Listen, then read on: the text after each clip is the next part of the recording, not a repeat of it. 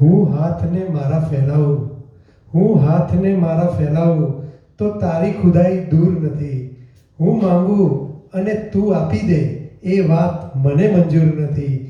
ઈશ્વર સામે જેમણે ખૂબ જ સચોટ રીતે ફરિયાદ કરી છે એવા ભાવનગરના પ્રખ્યાત શાયર નાઝીર દેખૈયાની કલમે લખાયેલી આ ગઝલ હું આપની સમક્ષ રજૂ કરી રહ્યો છું.